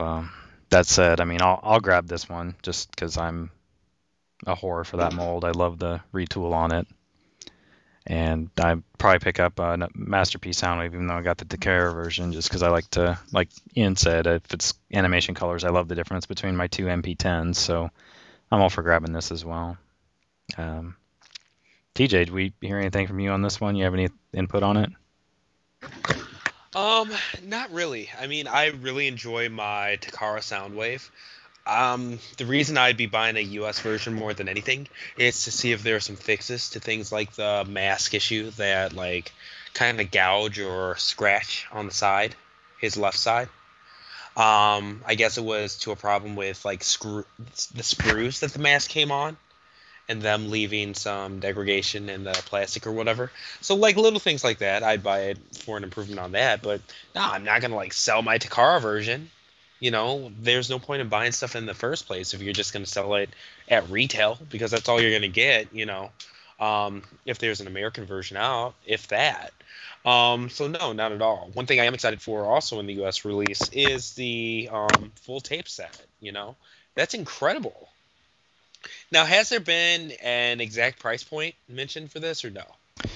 I think T16 Skyhawk Nick and Tom Firebird GT on Twitter, I think they said that they were going to try 100, but there was no guarantee on it. So Gotcha. I'm sure it'll be subject to change. But I mean, they did MP10 at $100 initially before, prices skyrocketed across Toys R Us as they started selling out crazy. So I could see it starting at 100 and then ending at 150 before it's all said and done.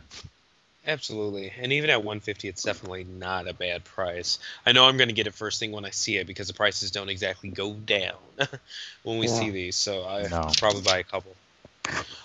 But yeah, I mean, I look forward to it. It's good that we are getting more of these molds over here at stateside. Yeah, I have no complaints on it, but it's one of those things I'll buy, but it's not worth not having the Takara version at all because just like Julian said, there'll likely be, paint application differences and colors and things like that too. So, no. That's all. All right. Anybody else got anything on the Masterpiece news before we move to the last bit of news for this week's podcast? Just real quick, did they ever make a Skywarp using the new mold? Even a Japanese version? Nope. Absolutely not. Wow, okay. Yeah, that's All what's fucking killing me. And I'm sure it'll happen in the next year. Yeah, just as long as that happens at some point, that's all I care about. For that mold, at least. Yeah, I'd like to replace my old, original Skywarp version with the new, because I do love the new mold too. I think the head sculpt is fantastic. I love how they rearranged the hip kibble and everything like that. So if they do, that's great. I think the more I think about it, I probably would buy Acid Storm, but I'm not gonna, run over little old ladies to get him or anything. Only thing I wanted to say is just keep in mind that technically this is not a remold. What we got initially is a remold, because these figures match the original tooling that Takara had before they brought on that designer from Bandai, whose name escapes me right now. Yeah, even though it's make him a samurai. Even though it's an unused mold, I still consider it a remold because it's not what came out first. You know what I mean?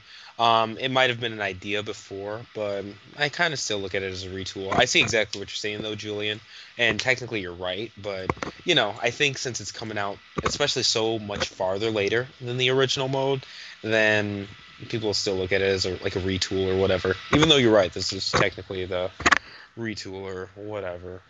I just want it. I'm with Ian. I really just want Skywarp because it makes sense, to do Starscream, Thundercracker, Sunstorm, Acid Storm. That's weird. It's really weird. So, yeah.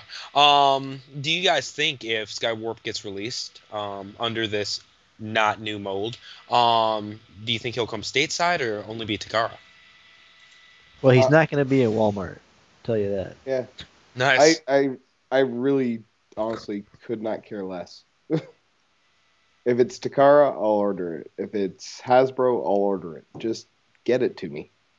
I want to have my 3 Seekers with my Soundwave. I want to have a new Megatron. Just get me all those guys, and I'm happy. But at the rate they're going, man, I don't really think you'll have long to worry about because it seems like they're pumping these things out like crazy now.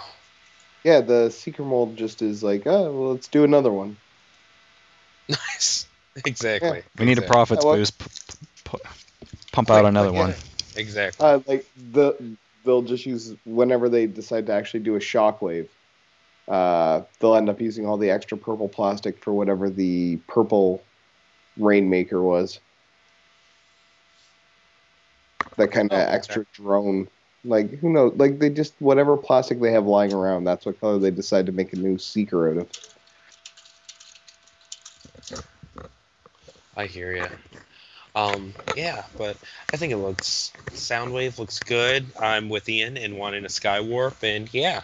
I'm pretty much just like, release them all. Anything G1, do a Masterpiece while you're hot with it or whatever, and able to pump out, like, insanely good engineering at this massive pace. You know, this is incredible for what we're getting. Yeah. What do you guys think of, like, the Prowl and things like that announcement? I think that's a big win for them, just because I think what they're going to make off those is going to be humongous. If you look at the release schedule, I mean, we're getting a Masterpiece in every month except May this year. And I'm fairly confident that we'll probably get 3 more before the end of the year afterwards. What they will be, I don't know if it'll be like Ironhide and Ratchet, or if it'll be Coneheads, or if it'll be, maybe Sunstreaker and Shockwave, or just something off the wall. But the rate that they're releasing them and the just sheer volume, I think it just speaks highly of their commitment to this line, and it's really just they realize just how profitable it is now at the rate that they're going. As far as what we see domestically, I think we'll probably continue what we've been getting, maybe 2 U.S. releases a year, but I could very easily see them, especially with this 84 cast, releasing one every month over the next couple of years, especially at a price point that's comparable to third party, and it's an official release, and they scale well.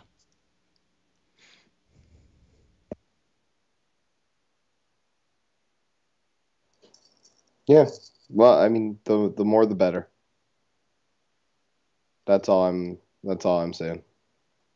And the faster they can release them, the more I'm gonna actually buy. So, give me some more Masterpiece, and I'll be happy.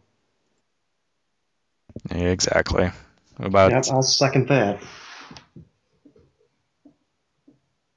No, I don't want Masterpiece. Screw you guys. No.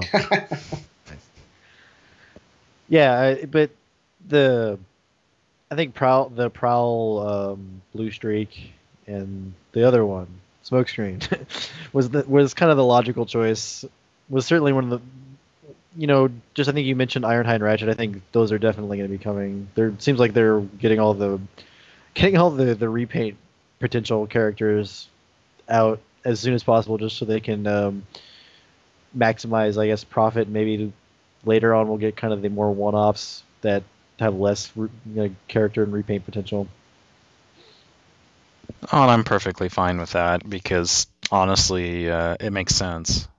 Okay, we'll have what, just since Sideswipe come out, we'll have what? We had 2 repaints, then Soundwave, and then we'll have a couple repaints with the cassettes, and then another repaint with Tiger Tack, then the 3 Dotson brothers, and that's a lot of maximizing what they can get out of those molds right off the bat. And I'm sorry, if he keeps the line alive, I'm totally with it. So we can get things like Jazz later on, who he has the repaint in Stepper, but Takara seems like I don't know, maybe reluctance not quite the right word, but just that the United Stepper that came out wasn't wide release. It was an exclusive through the Generations book. So I'm not sure that Stepper's a big enough character for them to do outside of like an e-hobby thing like Sunstorm was. But as long as they keep doing, I guess, going the right character choices that are gonna keep enabling them to pump out masterpieces, I'm totally happy. Exactly, and I mean I think that's what we'll see, and hopefully we get a lot of them in short order because honestly, at the prices are coming out at, they're not bad. I mean, really. But that said, anybody else got anything else on Masterpiece before we wrap it up with our last bit of news? I don't. I just would like a Masterpiece wheelie as soon as possible. I think we all know what we really want to talk about right now. Super alloy Yeah, wheelie. let's just get to it. All right, I know Adam's been itching to talk about this all night, so we'll turn it over to Titan Class Metroplex, which was definitely the big announcement from Toy Fair. All right, Adam, go ahead, take it away. Yeah, Metroplex. He's been gone for a while. He was retired, but now he's back. He's tanned. He's rested. He went to the gym. He's a little bit slimmer than he was before, and I'm totally okay with that. I know a lot of people have been kind of complaining that he's not as bulky as the G1 version was, but I'm okay with it because everything in Generations has been that's like a classics inspired figure has been slightly different and updated. So I'm totally okay with this kind of slimmer look he's got going on. He still looks very powerful. I'm not too big on like the city modes of like the city bots. Like they're okay. It's like, oh, his gun becomes a tower kind of, and I like the little details that they have in here, like the landing pad and like a lot of like the connecting like bridges and roads. They actually connect, and you can actually run a car down all the way from his little chest garage with what it looks like, all the way down to the end of his foot, which becomes like I guess the ramp. It's like a street. I don't even know. City bots have always been kind of just this thing to me where I'm just like, I guess, but it kind of looks like a base, but not. I'm glad it exists in this form just because people would, bitch up a storm if it didn't. And for anyone the base mode works for, I'm totally happy for you. I am not gonna display it like that, although to be honest, I took a tape measure to my shelf where I have Fortress Maximus, and this guy will not fit on my shelf, so I'm not really sure where I'm going to put him yet. And normally that would might stop me from buying something, but nothing is stopping me from buying this. He's I think the MSRP was $125. That's like what, almost a third of Encore Fortress Maximus's price point in general. So yeah, I'm totally down with this, and I highly encourage anyone who's on the fence but wants Hasbro to continue making like bigger figures like this to pick this guy up, just simply because if this thing fails, which I don't think it's going to, but if no one goes out and buys this and this thing fails, they're not going to make any more. They're gonna assume that the consumer base just doesn't want this kind of thing. So even though I might have some little caveats with it, like his chin looks kind of strange to me. I'm not sure what's going on there. Like, it's not, in this case, it's not going to stop me from going out and getting this guy because I want to vote with my dollars and I want Hasbro to continue making this kind of stuff. A lot of people are saying that this is like a direct like response to third party, like this is Hasbro declaring war, and I can see that.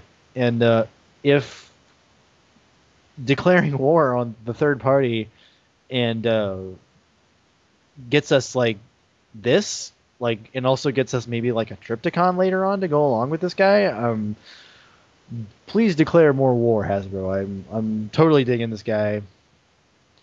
I think I read he comes with the Scamper too, so he looks like he's pretty much the complete package. I'm really happy with him overall. Like I said, there's some caveats, but dude's freaking bigger than Fortress Maximus. What's not to like? At least just from just from owning like the biggest Transformer ever, right? That has to appeal to, I would say, a majority of Transformers collectors out there. Does that appeal to you, Andrew? Do you want the biggest Transformer ever in your collection?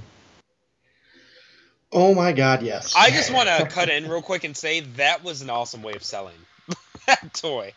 Do you want the biggest Transformers ever in history on your shelf? I'm sorry. That was impressive. Who Carry doesn't? on. I'm sorry. Wait. That was just awesome. Well, and I agree. That was a perfect way of stating it, and I couldn't agree more. I absolutely want the biggest Transformer ever made. Um, Adam, I think you had mentioned something the other day on Twitter. We were talking about the new line, and someone said you had said like, "Hey, no love for Metroplex," and I replied, "If I loved him anymore, they'd need a restraining order." I seriously have been looking at pictures of him like he's a naked chick. I just like scour the picture for every single detail. I think he looks fantastic.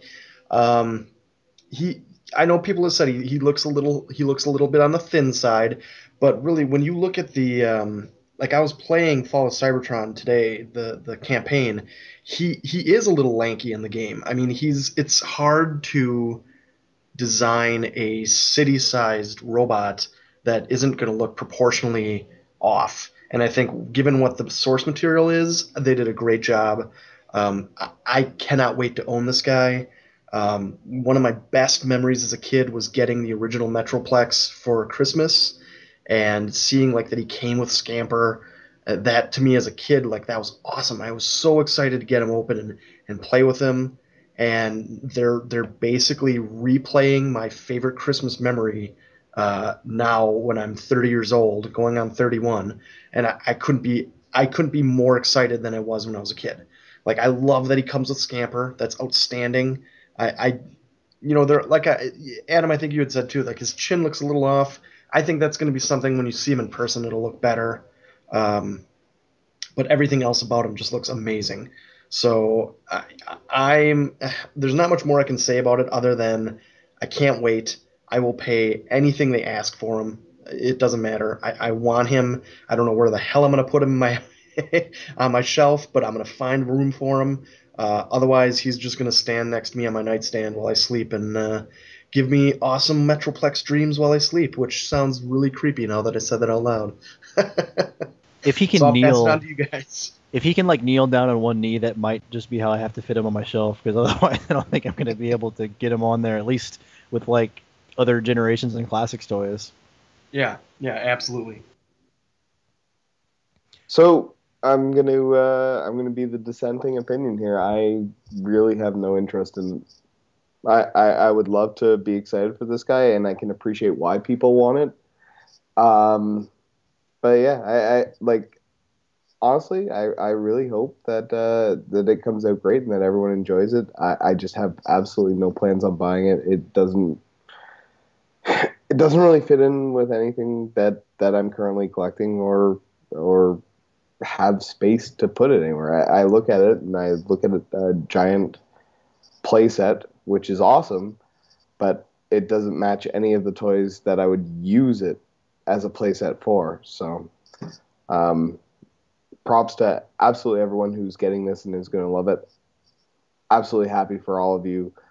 But the thing that I keep every time I see it, all I honestly see is that the Optimus Prime kind of playset for Cyberverse that just came out.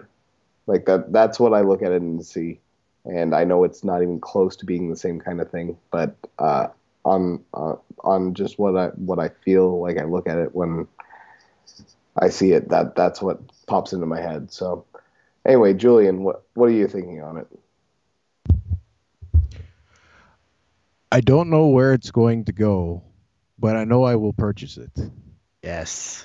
The like the way I have my stuff arranged, I currently have my classic set up so that it's I've got like the Arc Crew set up on a shelf, and then I've got like the movie crew set up on a shelf, and then I've got everybody else set up on a shelf.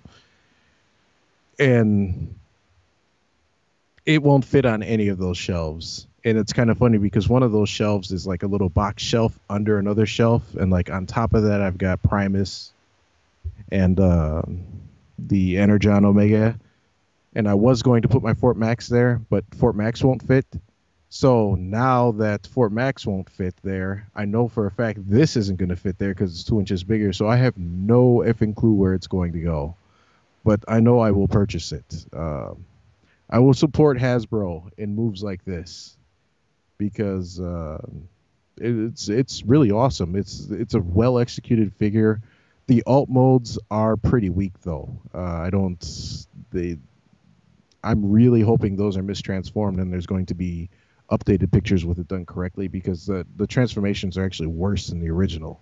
So if that's really how it's supposed to be in both modes, that's a pretty big fail on their part. But still, I mean, otherwise, for any other reason other than saving space, I don't think anybody would have it in either of those two modes anyway. So I just hope that they do end up being a little bit cleaner, more cleaner than what they've shown. But yeah, I mean, fuck yeah, Metroplex, I'll take it.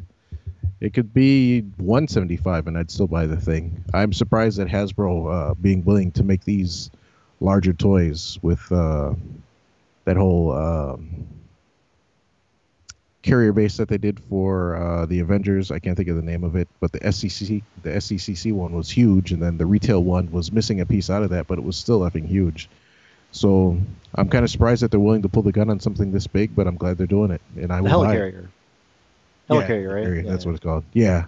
You know what I think really helps is helping this release is Star Wars, to be honest, because since like 2008 maybe, they've been doing like almost on a yearly basis. They've been doing like really really huge expensive vehicles. Like first it was that the BMF, the Big Millennium Falcon, and then and at the same time that came out, they also had the Republic. I forget what it's called, the ATTE, the Walker from the prequels. That came out like at the same time, and those both, even though they were both over $100, they both sold pretty well. And then they came out later with the tank one, and then the AT-AT from Empire Strikes Back, and then there was one this year that actually didn't do too well. But I think just that the Star Wars brand has been able to sell these like really huge and really expensive vehicles has really kind of possibly given them the idea that this could work for other brands. And what's their other action figure brand that could possibly sell something like that? It would definitely be Transformers. And I can't decide whether I'm glad they went with Metroplex first, other than like, because it honestly it's a little strange to me that Fortress Maximus is not going to be the biggest bot on the block. It's going to be this guy. Yeah, And, I kind of. Go ahead. I was gonna say I kind of think Metroplex is kind of because of the whole selling towards U.S. markets. Metroplex was kind of on the back end of that whole first generation of Transformers, where 84 through 86. He was in that portion of the series, and then as it started to lose steam past that 86 season after the movie, then that's where Fort Max comes in, and he was kind of on the tail end of that. So, I mean, everybody as collectors knows who Fort Max is, but not everybody just, in their 30s who watched the cartoon show will be able to recognize Fort Max. So I kind of think that's where that happened. Well, I think it's more because of Fall of Cybertron, because a lot of times with like these types of releases that are more expensive, they always want to have some kind of media backing it up, so that people will recognize it and want to buy it. But you might be onto something there. But I really think it's just because it's a character that's had some recent media exposure, whereas before Fall of Cybertron, he might have shown up in comics, but that's about it. Yeah, that makes sense too. I mean, I can't argue against that either. It makes sense because, I mean, everything that they're doing currently is all media based.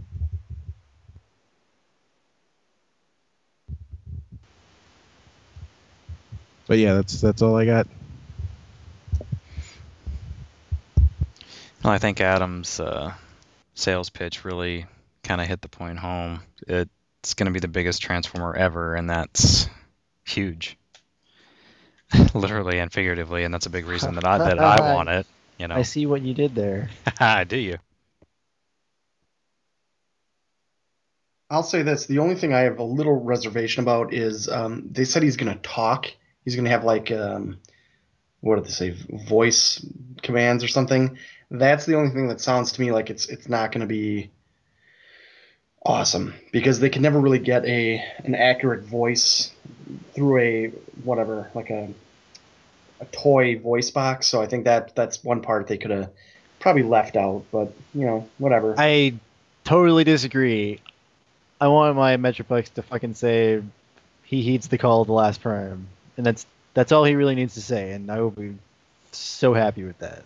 Oh no, I want him to say that too. I just think he's going to sound like he's on helium saying it, and that's what I'm worried about. I don't know. They've had toys that have had pretty good voice chips before. There was some animated stuff that had actually pretty good, pretty decent like voice quality sound. I don't know. Well, it could happen, but I mean, I assume with like the $125 price tag, they're not going to cheap out on like the voice. You should be able to. You should. I'm not worried about that part personally. Okay, well, man, that's something I should probably just wait and see and see what happens with it. So.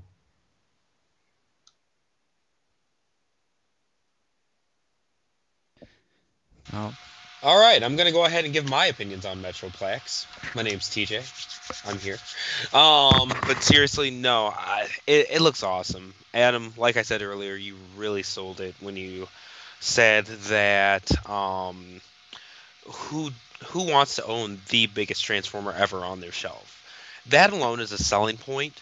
But then looking at it, it actually has like shape to it. You were joking around saying that he's been in the gym. I'm a big Super Robot fan, first and foremost. That very much so before Transformers and things like that. So his shape is very much like Super Robot Japanese mecha, that silhouette of his. Huge turn-on point for me. Now, as for the aesthetic itself and the detailing, it looks incredible. From the face down to the details all throughout the body and stuff like that, it's really cool. Even the stickers and stuff like that, to where you saw the reflection of like Optimus Prime and crew, it's just good stuff. I'm not the biggest fan of like the light up gimmicks. Just because I don't ever use gimmicks, and I tend to forget to take batteries out if they come with batteries in, and then they, explode and all that fun stuff, and pretty much ruin the battery compartment. But, it kind of is what it is, and I hope it just maintains all the posability that it can, even with those gimmicks and electronics and things like that. So, yeah, those are my thoughts. I'm with you guys. I cannot wait to have this thing. I'm also with Julian and the fact that I have nowhere to put it, but I'm going to make somewhere to put it. It's going to happen. And I think a lot of people are going to be in that boat there. And I mean, it's just going to be one of those figures I think people are either going to really be on board with or not be on board with, and that's perfectly fine. I mean, it's an interesting take and an interesting departure from what they've been doing. And it's nice to see that they're taking that risk to bring some of this to the collector's market and the kids in general, because this is also a new character for them if they've, were exposed to the video games and that's where they saw Metroplex. So it's nice to see it hit a new generation and the old generation at the same time. That said, anybody else have any final thoughts on Metroplex before we wrap this up? I want someone who buys the BTS Novalord to take pictures of this Metroplex just stomping the crap out of it. Nice. I don't know why. That just popped into my head all of a sudden. I was just like, I want to see that. I would love to see that too. And we got to remember to talk about that on the next podcast, Novalord. We haven't really talked about that one at all, especially now that we've seen robot mode pics. Not tonight, but I definitely got to write that down or something. So that'll be interesting to get you guys' thoughts. But yeah, that would be a cool picture. Yep. Well, I think with that said, we'll go ahead and wrap this podcast up. I want to thank everybody for listening tonight. We had a lot of news to cover, a lot of opinions, and I'm Gene Unick, Grimlock is King, and with me tonight, as always, was Adam LaBeouf, Agent Adam, Ian Reed, Hard Return, Julian S., Juice 99, Andrew Thielman, Pax Cybertron, and of course our well-renowned host, TJ Duckett, Kuma Style. Thank you very much, and I appreciate you recording tonight, Gene. Yeah. It's nice to kind of kick back and join a little bit late and stuff like that. So thank you guys for heading it, because I didn't know if I was gonna make it or not. It's great talking with everybody, and we'll see you guys all next week. All right, have a good night, y'all. Take care, guys. All right. Later. Later. Did you press stop?